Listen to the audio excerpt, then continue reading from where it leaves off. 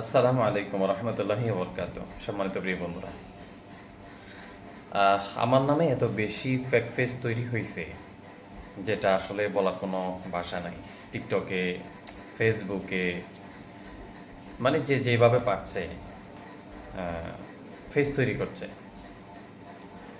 এটার মূল উদ্দেশ্য হচ্ছে একজন মানুষকে খারাপ করার জন্য। আলহামদুলিল্লাহ যথেষ্ট সুনামের সাথে আমি তদবিরের কাজগুলো করে আসছি। তো তারা চাচ্ছে যে আমার সুনামটা নষ্ট করার জন্য বিভিন্ন মানুষের কাছ থেকে টাকা পয়সা নিয়ে বা আমাকে হেয় প্রতিপন্ন করার জন্য চেষ্টা করতেছে।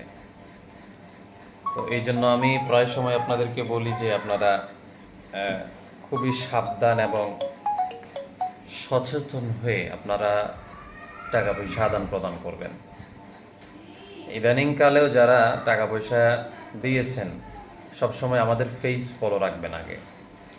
আমাদের কখন কি হচ্ছে আমাদের এক এক সময় এক একটা বার্তা আমরা কিন্তু আপনাদের সাথে শেয়ার করছি। যেমন পূর্বে আমাদের 299 নাম্বারটা কিন্তু হ্যাক করা হয়েছিল, হোয়াটসঅ্যাপ হ্যাক করা হয়েছিল।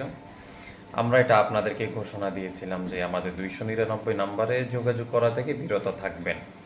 বাট এখন করতে পারেন, সমস্যা নেই, এখন চালু হয়েছে। আমরা আমাদের ওই নাম্বারটা আবার ফিরে পেয়েছি, এটা আপনাদেরকে আমরা বলে দিয়েছি।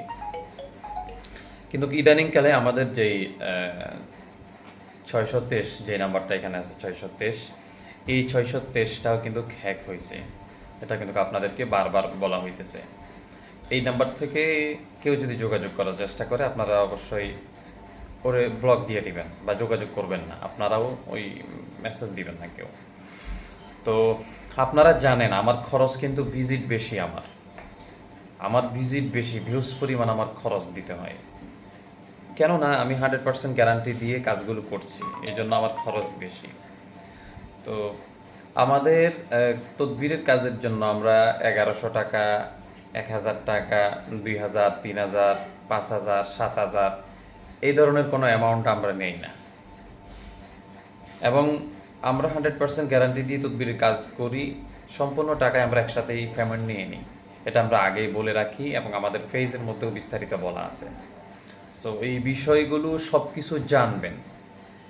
একজন লোকের ফেজের মধ্যে আপনি একটা ভিডিও দেখছেন, ভিডিও দেখে আপনি বললেন হুজুর বা কবিরাজ সাহেব বা বাবা আমার কাজটা করে দেন, এন তেন অন্য অন্য আর আদার্স অনেক কিছু আপনি বলতে পারেন। কিন্তু না, আপনি আগে তার হিস্ট্রিটা দেখবেন, তার ব্যাকগ্রাউন্ড আগে দেখবেন। তার ব্যাকগ্রাউন্ড দেখার পরে যদি আপনার কাছে মনে হয় যে না আপনি তার কাছ থেকে কাজটা করতে পারেন, তাহলে আপনি করবেন। অন্যথায় সরাসরি দুই একটা ভিডিও দেখে আপনি কাজের জন্য কল দিবেন না। শুধু আমাকে না, যে কাউকে বর্তমানে অনলাইনে তো ওই যে রুগীর থেকে কিন্তু ডাক্তার বেশি, অর্থাৎ রুগীর থেকেই কবিরাজ বেশি বর্তমানে। যে যেভাবে পারছে সে সেভাবে কিন্তু অনলাইনে খাতার কলম নিয়ে বসে আছে।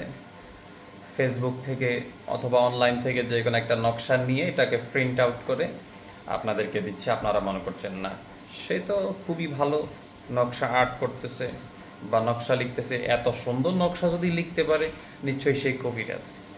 সে কবিরাজ না হইলে তো তার দক্ষতা না থাকলে এত সুন্দর নকশা সে লিখতে পারতো না। আরে ভাই, এতটুকু কমন সেন্স যদি আপনার না থাকে তাইলে তো আর আপনি ঠকবেন না, তো ঠকবে কে?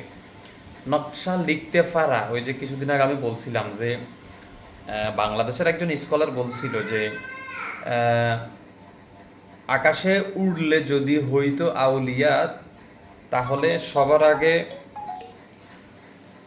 আগে আউলিয়া হইতো ময়না ফাঁকি, ময়না তোতাটিয়া। আকাশে উড়লে যদি হইতো আউলিয়া, সর্বাপেক্ষা বড় অলি ময়না তোতাটিয়া, কারণ ওরা অনেক উঁচুতে উড়ে। ফানিতে বাসলে যদি হইতো বড় ফির, সর্বাপেক্ষা বড় ফির কচ্ছপ কুমির। তাইলে কচ্ছপ এবং কুমির ওরা ফির থাকতো। তাহলে পানিতে ভাসমান থাকা আর আকাশে উড়া এইটা কোনো দক্ষতা না, এটা কোনো আলামত না। আমি আশা করি বুঝাইতে পারছি। ওই যে বেশ কিছুদিন আগে আমি একটা ভিডিও যখন দিয়েছিলাম যে পানিতে হাত দিলে আগুন ধরে, এইভাবে গ্লাসের উপরে হাত দিলে কিছু ময়লা বের হয়, তারপরে ফু দিলে ফানি দুধ হয়ে যায়, ইত্যাদি ইত্যাদি অনেক কিছু তো আমি দিয়েছিলাম। আপনারা হয়তো বা দেখেছেন, যারা দেখেন নাই দেখে নেন। এই ধরনের ভণ্ডামি বর্তমান মানুষ আসলেই বুঝে না। মানুষ মনে করে যে এটা কারামতি, এটা কারামতি না, এটা আসলেই ভণ্ডামি। তো যাই হোক, যদিও কারোর মধ্যে এই কারামতি থাকে সে অবশ্যই এটা দেখাবে না, এটা তার মধ্যেই গোপনীয় থাকবে। আমি যে কথাগুলো আপনাদেরকে বুঝাইতে চাইছি আশা করি আপনারা বুঝতে পারছেন। দোয়া করবেন সবসময় আমার জন্য, এবং আমি যেন সুস্থ থাকি, আপনাদেরকে সেবা দিতে পারি, সেবা আমার জন্য দোয়া করবেন। আসসালামু আলাইকুম।